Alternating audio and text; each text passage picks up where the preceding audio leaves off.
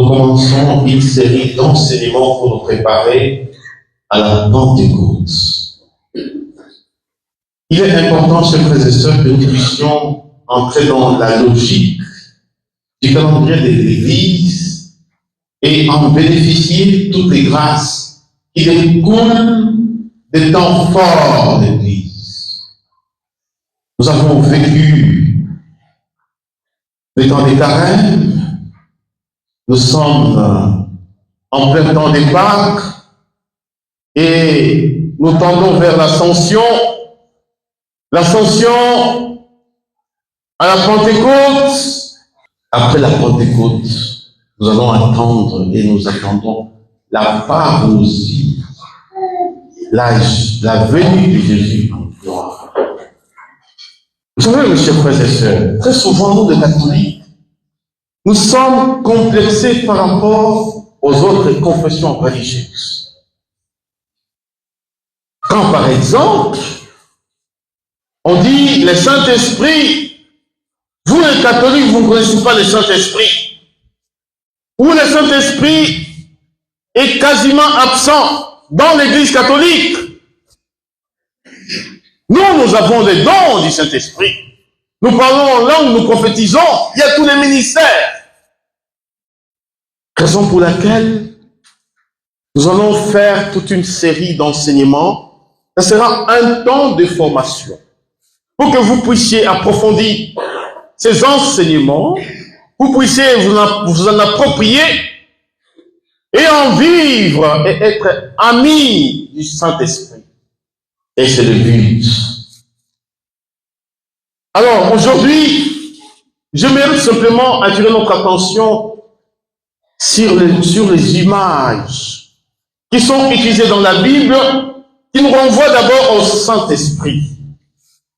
Autrement dit, la symbolique du Saint-Esprit. Vous savez, pour expliquer les réalités hautement spirituelles, la Bible va utiliser des images. On appelle cela métaphore. Et pour nous faire comprendre, pourquoi? Parce que nous sommes chers, certes nous sommes aussi esprits, mais nous devions beaucoup plus comprendre ces réalités à travers d'abord des images. Alors aujourd'hui, nous allons comprendre, essayons de comprendre la personne du Saint-Esprit à travers quelques images qui sont utilisées dans la Bible. Vous voyez, nous les catholiques, les orthodoxes, l'Église d'Orient, dit de nous que nous sommes des bébés dans la pneumatologie, c'est-à-dire dans la science de l'Esprit Saint, nous ne connaissons pas tout. Nous aussi nous disons, des orthodoxes, qui sont des bébés dans la Christologie, c'est-à-dire les mystères du Christ ou la réflexion critique sur le Christ. Or, il y a un rapport très étroit entre la Christologie et la pneumatologie, entre Jésus-Christ et le Saint-Esprit. Je commence par quelques images. La première image, d'abord, c'est lors du baptême de Jésus. Quand Jésus était baptisé par Jean le Baptiste, il y a eu trois éléments importants. Le ciel qui s'ouvre. Il voit, deuxième élément, il voit que ses filles entendre que celui-ci est mon fils bien-aimé. Troisième élément, l'Esprit Saint descend sur Jésus sous la forme d'une colombe. Donc, essayons d'abord de comprendre la première image, l'Esprit Saint comme colombe. Dans la tradition juive, la colombe nous renvoie toujours à la douceur, nous renvoie à la paix, nous renvoie à la quiétude. La colombe est innocente. Quand nous regardons dans l'ancienne alliance, déjà dans les livres de la Genèse, la présence de la colombe. Lorsque Dieu a détruit à cause de la gravité du péché de l'homme, a détruit l'humanité. Dieu a sauvé Noé et sa famille. C'est Noé et sa famille qui étaient entrés dans l'arche qu'on appelle l'arche de Noé. La terre était occupée par des eaux. Beaucoup étaient morts. Toute l'humanité, à l'exception de Noé et les siens. Noé a fait longtemps dans l'arche de Noé. Mais il fallait un certain moment qu'il sorte. Mais pour savoir que la terre était maintenant habitable, on pouvait l'occuper, Noé a relâché la colombe. La colombe est partie la première fois. La colombe a volé, cherchant un endroit où il fallait qu'elle se pose. Elle n'a pas trouvé. Elle est revenue. Noé a compris que non, la terre n'était pas encore prête. La terre était occupée par de l'eau. La deuxième fois, après quelques jours, il relâche encore la colombe. La colombe s'en va. Essaie de voir, non. La terre était encore boueuse. Elle ne pouvait pas se poser. La colombe est revenue. Et quand la colombe était revenue, Noé a compris, non. Et la troisième fois, la colombe est partie et la colombe est revenue avec quoi? Avec quoi? Avec quoi? Avec la feuille de palme. Et Noé a compris que la colombe s'était posée quelque part. Et la colombe a rapporté le rameau, les rameaux que nous utilisons à la messe de rameaux, les rameaux qui nous envoient à la justice. La justice poussera comme un panier, comme un cèdre vivant, il grandira. Alors cette colombe-là, après avoir déposé, la colombe était partie maintenant une fois pour toutes, disent les pères de l'église. Cette colombe était à la recherche de quelque chose sur lequel elle doit se poser. D'un être humain, parce qu'il fallait qu'il y ait mariage entre la colombe et cet être humain. La colombe a plané pendant des siècles et des siècles. Elle a plané chez les patriarches. Elle ne pouvait pas se poser sur Abraham. Elle ne pouvait pas se poser sur Isaac. Elle ne pouvait pas se poser sur Jacob. Elle a plané chez les prophètes.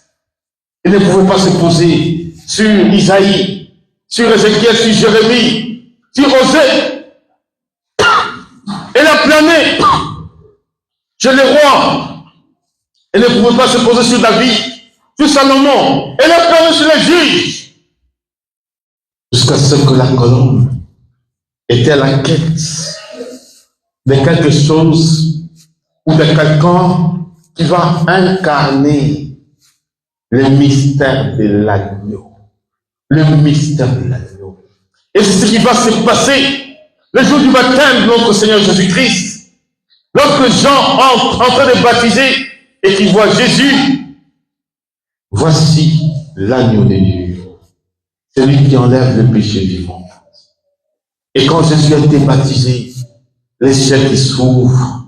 Il voit ce fils entendre, celui-ci est mon fils bien-aimé, et la colombe qui descend, qui se pose sur l'agneau de Dieu. Pendant cette préparation, la colombe plane et cherche à se poser.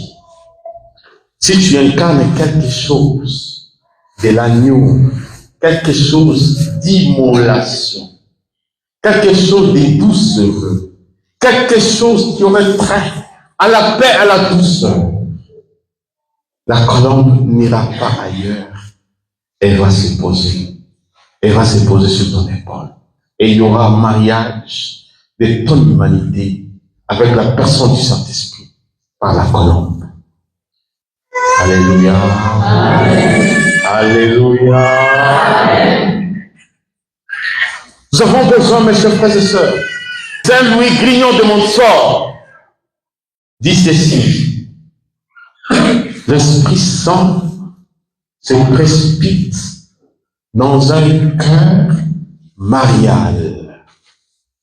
Si ton cœur est marial, tu n'as pas besoin d'implorer le Saint-Esprit, tu n'as pas besoin d'invoquer le Saint-Esprit, il suffit que tu sois disposé, le Saint-Esprit se précipite. On pourrait dire qu'un cœur marial émate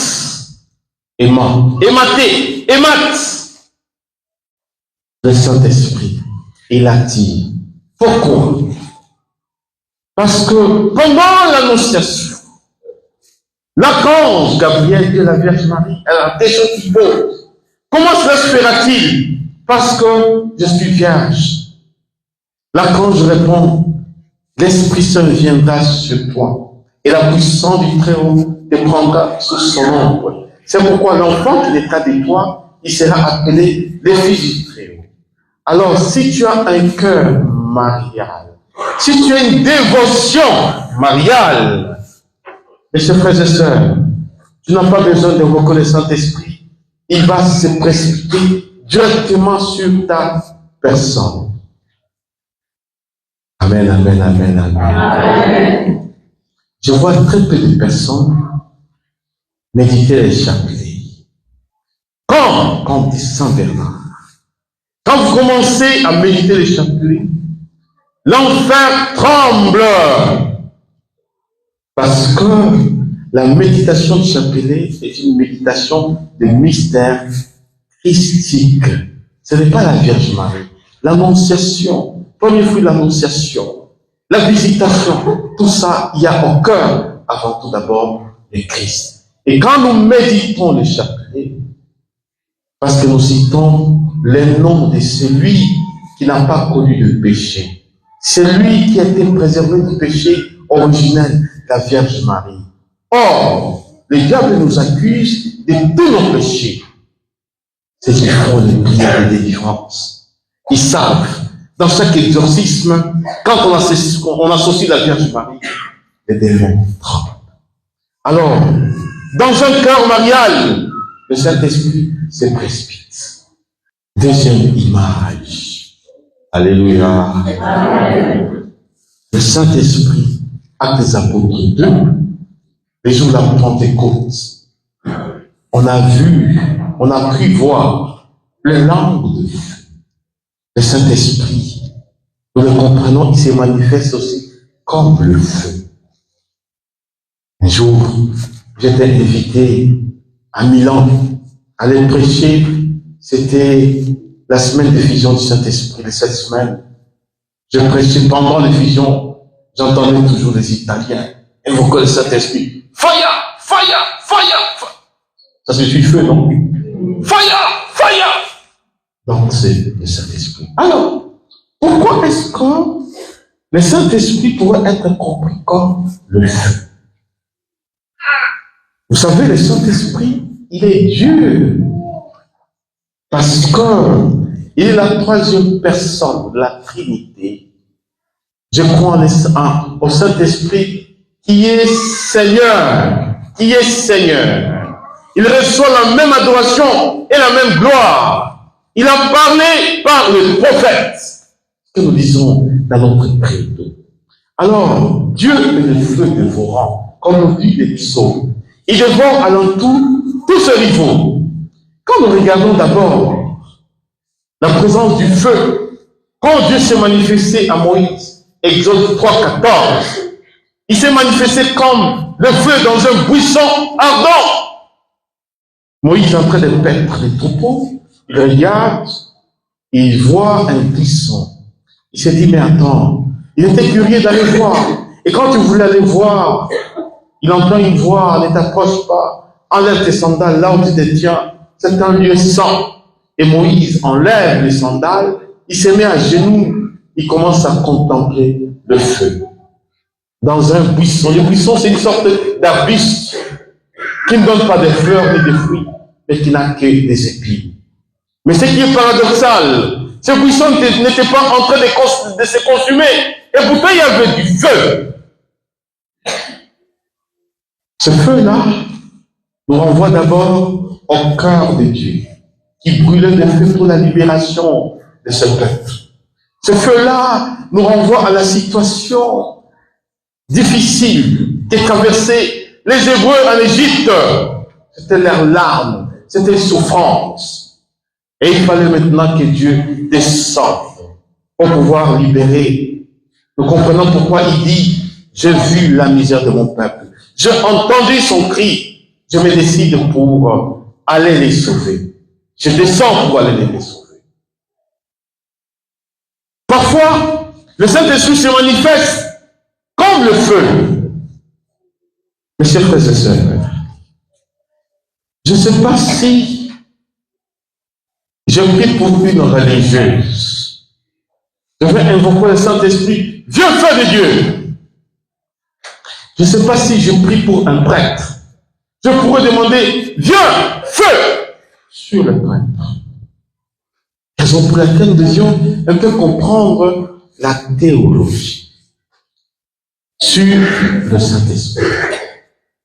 Il y a un travail que le Saint-Esprit a déjà fait dans une assemblée peut-être charismatique, dans un groupe de prière, où la première fois il s'est manifesté comme feu de veau. Et comment le Saint-Esprit se manifeste comme feu, c'est pour détruire au-dedans de nous les œuvres stériles de l'Éternel. Il est détruit. Quelqu'un qui est possédé, quelqu'un qui est sous l'emprise de liens, quelqu'un qui est sous l'oppression, quelqu'un qui est sous l'influence maligne, démoniaque. Cet homme-là, quand je l'écoute, je pourrais dire que non, cette personne a besoin que j'invoque sur cette personne, le Saint-Esprit, comme le feu. Et le Saint-Esprit va brûler tout ce qui n'est pas de Dieu. Il brûle, il purifie, comme on purifie l'or au feu. Il purifie et il veut à ce que nos l'âme soit pure, soit irréprochable, soit agréable devant Dieu. C'est le rôle du Saint-Esprit.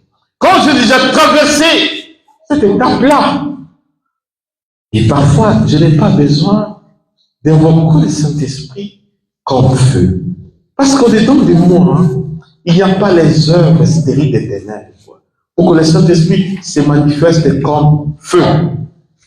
Amen, amen, amen, amen. Amen, amen, amen, amen. Amen. Mais j'aurais besoin peut-être de demander que le Saint-Esprit se manifeste comme la colombe. C'est-à-dire que je goûte la présence de Dieu. Une présence douce, heureuse. Une présence paisible. Nous n'avons jamais goûté à la paix. Et nous ne connaissons pas la véritable paix. Quand Jésus, après la résurrection, Jésus souffla sur eux et leur dit, recevez l'Esprit Saint. Jésus leur communique la paix. Nous ne connaissons pas la véritable paix. Et alors quand nous invoquons le Saint-Esprit comme colombe, il se manifeste comme la paix, comme la douceur. Et parfois, quand j'écoute une personne, je dis non, je vais invoquer la colombe sur cette personne. Et le Saint-Esprit vient, il va travailler le cœur de la personne de manière douce, douce et heureuse. Et la personne écoutera. Mais parfois, quand j'écoute un païen qui est tellement chargé, et parfois j'invoque le Saint-Esprit, tu vois, les petits esprits démoniaques, tu me brûles, tu me brûles, tu me brûles. Effectivement, le Saint-Esprit se manifeste comme le feu. Et petit, laisse-toi brûler. Parce qu'avec ces esprits-là, tu ne peux jamais être agréable à Dieu. Alléluia. Amen. Alléluia. Amen. Quand j'invoque le Saint-Esprit comme feu, c'est pour me préserver du feu éternel, la gêne. Parce que s'il y a les œuvres mortes au-dedans de moi, les jours où je mourrai, il y a un autre feu qui m'attend. Ce feu-là qui s'éteint jamais, c'est le feu de l'enfer. Le corps, dans ce monde du Saint-Esprit, se manifeste comme feu. C'est pour nous préserver d'abord du feu éternel, de l'enfer. Raison pour laquelle il nous brûle, il nous purifie. Amen, amen, amen, amen. Amen, amen, amen, amen. Une autre image. Le Saint-Esprit comme vent, le vent impétueux. Vous savez, le prophète Ézéchiel 47, dans sa vision, Dieu l'a pris, il a fait visiter. Il était dans une montagne. Il regarde dans la vallée, il voyait des ossements desséchés. Fils d'homme, ces ossements peuvent-ils vivre? Seigneur, toi seul tu le sais. Invoque l'esprit aux quatre vents. Invoque l'esprit aux quatre vents. Et il a invoqué l'esprit aux quatre vents. Il a vu que les ossements se sont rassemblés. Mais ce n'est pas pour autant qu'il y avait la vie. Et Dieu demande au prophète, souffle. Alléluia. Souffle sur ces ossements pour qu'ils prennent vie. Et le prophète a soufflé. Les ossements, la chair a commencé à pousser sur les ossements. Quelqu'un qui n'a pas le Saint-Esprit, il a l'apparence d'être vivant. Et pourtant, c'est un ossement desséché. Alors, quand le Saint-Esprit se manifeste comme vent, il est d'abord violent. Il y a beaucoup de choses qui résistent à Dieu au-dedans de nous. Nous avons des bombes au-dedans de nous qui doivent être terrassées, qui doivent être renversées par les vents violents. Vous voyez, quand le vent, il est tellement violent, il déracine des baobabs. Il est tellement puissant. Et lors de la Pentecôte, le Saint-Esprit s'est manifesté comme un vent impétueux. Rien ne peut résister à la puissance de ce vent. Il emporte tout à son passage. Il en est de même de tous les chrétiens qui sont encore sous l'emprise de la chair. Quand le Saint-Esprit, il y a tellement de résistance. Et mes chers frères et sœurs, dans l'église, quand tu as beaucoup de rosicruciens, dans l'église, quand tu as beaucoup de francs-maçons, dans l'église, quand tu as beaucoup de sorciers, et pourtant qui sont chrétiens, c'est comme des baobabs qui sont là, mais en train de transmettre une sève mortelle dans l'église. Il faut un certain moment, pour un renouveau de l'église, il faut que le Saint-Esprit se manifeste comme le vent et il emporte tout à son passage. Il y a des rosicruciens à un certain moment qui ne pourront plus tenir parce que le Saint-Esprit va se manifester. La prophétie du cardinal Journet, Charles Journet. Dans les derniers temps, Dieu enverra son esprit de manière inespérée. Des hommes et des femmes se lèveront. Ils auront tant d'honnêteté dans leur cœur. Ils prophétiseront. Ils témoigneront. Ils évangéliseront. À les entendre parler, on croira réentendre des apôtres. Et pourtant, ce sont des hommes quelconques. C'est le cardinal Charles Journet qui donnait cette prophétie pour nombre de temps. Effectivement, il disait que le Saint-Esprit se manifeste comme le jour de la Pentecôte.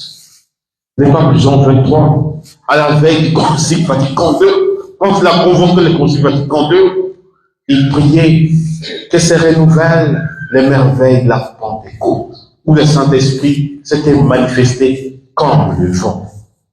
Mes chers frères et sœurs, lorsque nous sommes en train de cheminer, au début de notre cheminement, il y a tellement de choses qui résistent au-dedans de nous. Comment expliquer quelqu'un qui a été loin du Seigneur, un meurtrier, un assassin, saisi par le Seigneur, quelqu'un devient une création nouvelle, transformée. Ce que le Saint-Esprit s'est manifesté comme Baobab, tout ce qui résistait à Dieu, il a tout emporté et il a laissé le terrain tout à fait agréable à Dieu, notre humanité. C'est le Saint-Esprit qui se manifeste comme le Dieu. Une autre image, le Saint-Esprit se manifeste comme le souffle. Oh, le souffle, c'est le contraire du vent. Vous savez, le Saint-Esprit, les noms du Saint-Esprit, c'est, en hébreu, c'est la roua. La roua signifie essentiellement des choses. Vent et souffle. Vent et souffle. Alors, ce sont deux modalités différentes d'agir du Saint-Esprit. Le vent, il est violent, il emporte tout. Mais le souffle, il est beaucoup plus intime. Le souffle, c'est l'inspiration. C'est l'expérience du prophète Élie, lorsqu'il fuyait l'hostilité de la reine Jézabel. Et à un certain moment, il a demandé à Dieu, vaut mieux prendre ma vie, vaut mieux mourir que de continuer à vivre. Et à ce moment-là, il avait tellement faim. Dieu lui a envoyé du pain par un corbeau. Il a réveillé et dit, et prends ce pain, car la route est longue. Et les rendez-vous avec ses prophètes, c'était au mont Horeb. Quand Élie est arrivé au mont Horeb, il s'est caché dans une caverne, dans un rocher. Il y a eu plusieurs manifestations de Dieu. Il est tremblement de terre. Il est sorti, Dieu n'était pas dans ce tremblement de terre. Il y a eu le feu. Il est sorti, Dieu n'était pas dans le feu. Il y a eu des tonnerres. Dieu n'était pas dans ces tonnerres. Quand il y a eu ce que nos Bibles traduisent par la brise légère. Mais quand j'ai lu le texte en hébreu, c'est Kol Dakar. Kol, c'est la voix. Dakar, c'est silencieux. Littéralement, on pourrait dire la voix silencieuse. C'est paradoxal. Comment est-ce qu'une voix pourrait-elle être silencieuse? C'est l'expérience du prophète Élie. Dieu lui a parlé de manière intime. C'était ce souffle léger, la présence du Saint-Esprit. Parfois, on n'aura pas besoin de beaucoup de gymnastique. Le Saint-Esprit, on peut juste l'inviter. Il vient de manière discrète, de manière sobre, de manière intime. Et à ce moment-là, il nous inspire, il nous parle, il nous touche par d'émotions, des poussées, il nous touche par des inspirations. Ça veut dire, il se manifeste comme une lumière qui se projette sur nos facultés intellectuelles et qui nous donne de saisir une vérité dans la foi. Alors, il nous parle tellement à notre âme. C'est l'intimité. Quand Jésus dit à Nicodème, le vent souffle où il veut, on entend sa voix, mais on sait d'où il vient et où il va. Il en est de quiconque est né d'en haut. Et le Saint-Esprit nous fait naître d'en haut à travers son souffle intime. Une autre image, c'est l'eau. Prenez Jean 7, verset 37. Celui qui croit en moi, de son sein, couleront les fleuves d'eau vive. Et l'évangile, c'est d'ajouter, il parlait de l'Esprit Saint que devraient recevoir ceux qui croiraient en lui. Le Saint-Esprit se manifeste comme l'eau. L'eau a la fonction purificatrice. L'eau a la fonction régénératrice. L'eau a la fonction restauratrice. Et ça, ce sont les différentes donc, fonctions du Saint-Esprit. Le Saint-Esprit nous lave, en ce sens où il nous purifie de nos péchés. Alléluia. Amen. Alléluia. Amen. Parfois, on prie, on invoque le Saint-Esprit. Vous sentez une fraîcheur, comme une neige qui descend. Manifestation du Saint-Esprit. Je me rappelle ce jour-là, c'était à Isia. Un jour, il y avait un pèlerinage. J'étais en train de prêcher, il présageait des pleuvoirs. Alors, il a commencé un peu à pleuvoir. Comme c'était en plein air, les pèlerins commençaient à fuir la pluie. Moi, j'ai dit aux pèlerins, la pluie est une bénédiction, vrai ou faux? Les pèlerins ont dit, vrai! Faut-il fuir la bénédiction, oui ou non? Non! Mais pourquoi vous êtes en train de fuir la pluie? Amen, amen, amen, amen. Alors, je dis ce que vous pensez. Vous croyez que nous avons le pouvoir d'arrêter cette pluie? Oui! Les prêtres, là, ils sont des fils aussi. La pluie comme ça, peut dire une formule, la pluie s'arrête. Ah oui. Alors, j'ai dit, bon, nous allons prier pour arrêter cette pluie-là. J'étais diacre.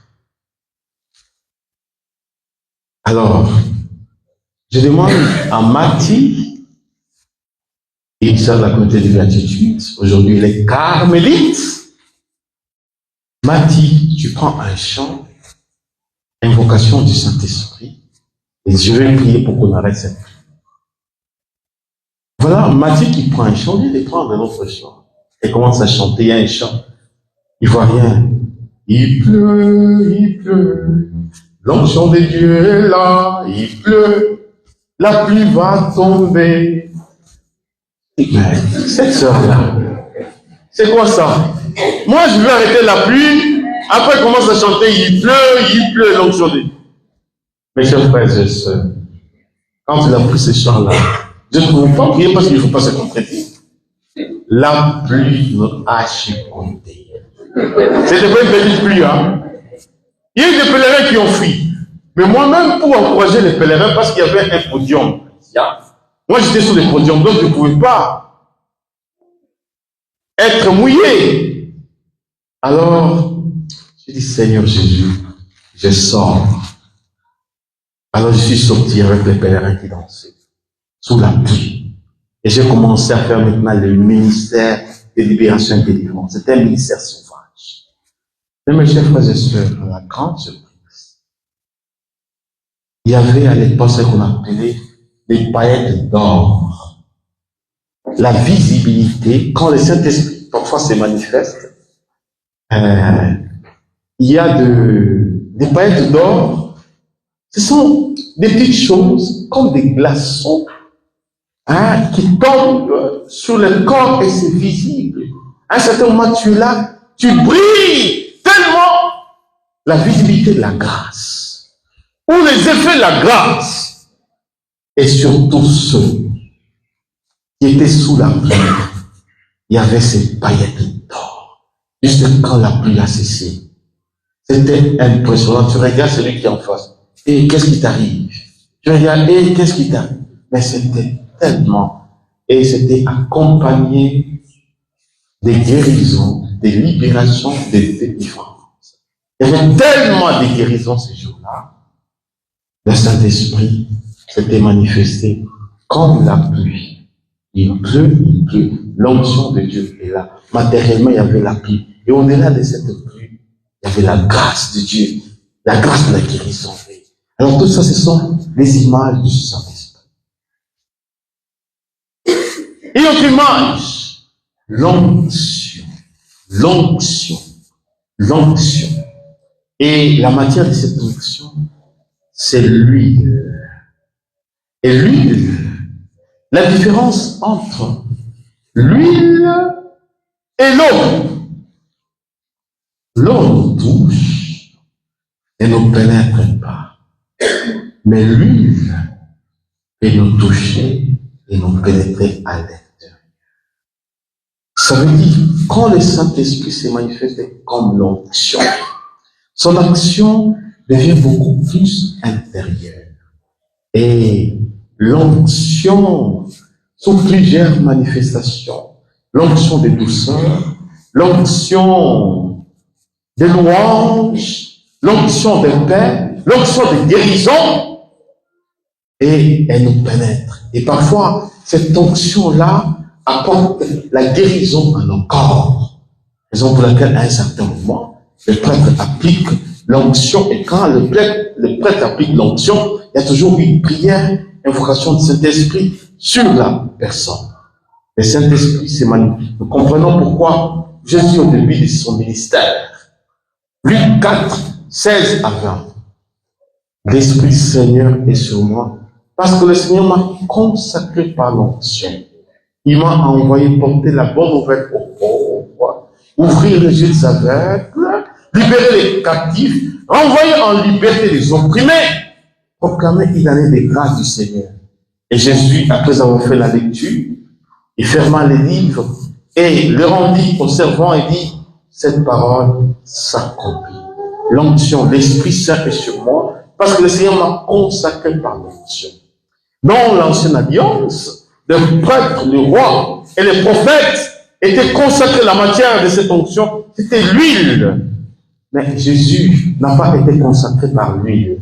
Il dit que le Saint-Esprit, parce que cette huile-là, bénie, témoigne de l'onction du Saint-Esprit qui est invisible, dont la matière est l'huile.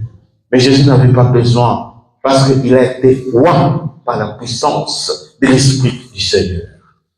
Notre image du Saint-Esprit.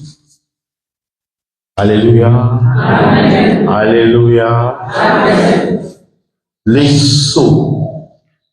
Les sceaux. Les sceaux. L'onction et les sceaux.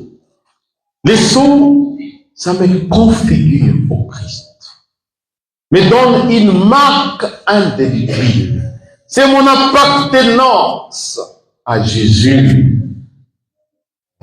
Et je dois toujours, mes chers frères et sœurs, confirmer, déclarer mon appartenance. Je t'appartiens à toi, Seigneur Jésus. Je suis tout à toi parce que je porte un sceau. 2 Corinthiens 1, 21, 22. Celui qui nous donne l'onction, c'est Christ. Celui qui nous a marqué de son sceau, c'est Dieu lui-même. Celui qui a mis les arts de l'esprit dans notre cœur, c'est Dieu. Donc, l'onction et les sceaux. Quelle différence entre l'onction et les sceaux? L'onction me donne, et cette onction, d'abord, me configure, a le pouvoir, mais l'onction me marque du pouvoir d'aller en mission.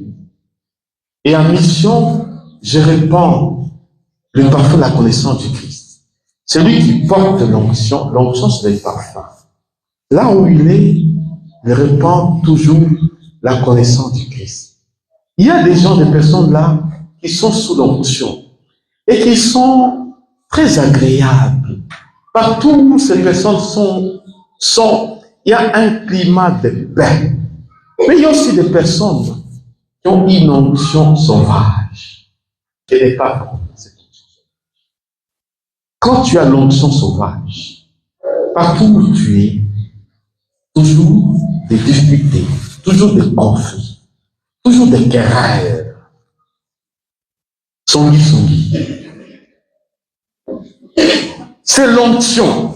Il y en a quand ils s'introduisent dans un groupe, c'est comme une dent pourrie. Il se fait sentir toute la bouche. C'est l'onction sauvage. Mais quand tu as l'onction, la connaissance du Christ, le parfum, partout où tu es, tu reprends une paix, tu réconcilies, tu rapproches des gens. Ceux qui étaient éloignés les uns des autres, tu les mets ensemble. La mission. Alors, l'onction te donne maintenant un style de vie. Et tandis que les sceaux te donnent la forme du Christ, l'appartenance à Jésus, et te configure au Christ. Galates 4, verset 9. Mes enfants, vous que j'enfante à nouveau, dans la douleur, jusqu'à ce que le Christ soit formé au-dedans de vous. Jusqu'à ce que le Christ soit formé au-dedans de vous. Et Dieu, le Christ, ne nous cessera jamais de nous enfanter tant que le Christ n'est pas encore formé au-dedans de vous. Il faut que le Christ prenne forme. Et le Christ prend forme par le sceau. Je suis marqué. Et ce sceau-là est une marque indélébile. C'est comme les sacrements de caractère, à savoir le baptême, la confirmation et les sacrements d'ordination. Ça te marque indélébile. Quand tu es baptisé, tu es baptisé. Tu es enfant de Dieu. Quand tu es confirmé, tu es confirmé. Quand tu es prêtre, même lorsqu'on va te relever de ton état clérical, tu restes prêtre. Car tu es prêtre pour l'éternité. Alléluia. Amen. Et ça, c'est le caractère indélébile. C'est le sceau. La dernière image, c'est la nuée. La nuée. Et la nuée sur les terres de l'Église nous renvoie toujours au Saint-Esprit. Le peuple hébreu était conduit par des choses. La nuée et le feu. Et l'arche d'alliance était habitée par deux choses. La nuée à l'extérieur et les 10 paroles à l'intérieur. La Vierge Marie a été, l'Esprit Saint viendra sur toi. Et la puissance du trône te prendra. Parfois, lorsque nous prions, ici, que Dieu nous donne un peu de voir ce qui se passe quand nous prions. Nous serons émerveillés. Mais parce que Dieu ne veut pas que nous soyons orgueilleux, il nous maintient un peu dans l'aveuglement pour que nous ne puissions pas voir. Mais il y a tellement de choses lorsque les chrétiens prient. Des choses qui se passent. Parfois, nous sommes là, nous sommes couverts par une nuée. La sœur Josée à Chilomba, pendant la messe, tout en étant en état de grâce, elle voit beaucoup de choses. La nuée, la colombe, et tous ceux qui sont en état de grâce, ils jouissent de toutes ces choses. Alléluia. Amen. Alléluia. Amen. Et c'est temps qui nous prépare la Pentecôte. Que le Saint-Esprit se manifeste comme la colombe. Il se manifeste comme le feu. Il se manifeste comme le vent. Il se manifeste comme le souffle. Il se manifeste comme l'onction. Il se manifeste comme le sceau. Il se manifeste comme la nuit. Il se manifeste comme l'eau. Et dans chaque célébration eucharistique, nous recevons la plénitude du Saint-Esprit. Il y a des épiclèses sur l'assemblée, c'est-à-dire l'invocation du Saint-Esprit, et l'épiclèse sur les oblats, pour qu'ils cessent d'être pain et vin et deviennent corps et sang.